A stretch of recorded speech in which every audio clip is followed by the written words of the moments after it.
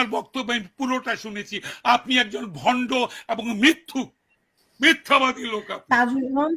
এইসব তথাকথিত ইন্টেলেকচুয়াল রয়েছে মিন করে এখানে বদমাইশি করতে এসছে।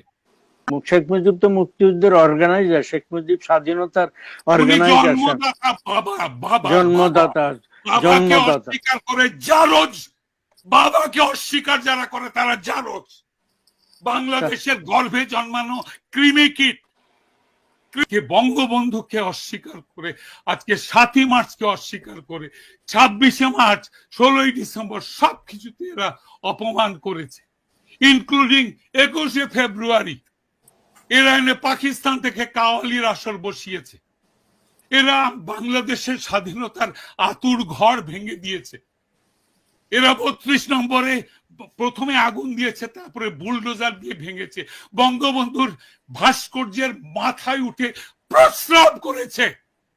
অসভ্য ইতরের বাচ্চারা সব নরাধম, ইতর, পশুর চেয়ে অধম। এগুলো সিম্বলিক। বঙ্গবন্ধুর মাথায় পেশাব করা মানে বাংলাদেশের স্বাধীনতার উপরে প্রস্রাব করা। 32 নম্বর পুড়িয়ে দেওয়া মানে বাংলাদেশের স্বাধীনতার আতুর ঘর পুড়িয়ে দেওয়া। বঙ্গবন্ধুর ভাস্কর্যের গলায় দড়ি লাগিয়ে 21শে ফেব্রুয়ারি শহীদ মিনার তাকে ফাঁসি দিয়েছে। দেখেননি এই অসভ্যতা?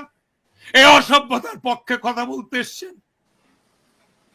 লজ্জিত হওয়া উচিত পুরো জাতির লজ্জিত হওয়া উচিত। আজকে জামাতে ইসলামী মুক্তিযুদ্ধকে ন্যারেশন করছে, কোনটা মুক্তিযুদ্ধ কোনটা নয়। তারা কখনো ক্ষমা চেয়েছে? আলবদর রাজাকাররা ক্ষমা চেয়েছে? আজকে আপনি নৌকার মাঝিকে মুক্তিযোদ্ধা বানাচ্ছেন। মুক্তিযুদ্ধের সাপোর্টে পুরো বাংলাদেশ ছিল, গুটে কয় রাজাকাররা আলবদর ছাড়া। আমরা পথে পথে দরিদ্র মানুষ আমাদের রান্না করে খাইয়েছে, দিনের পর দিন উপাস থেকেছি আমরা।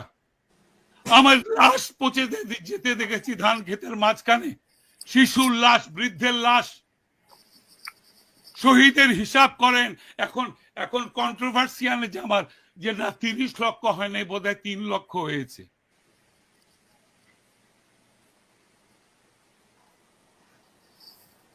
That's not right, man.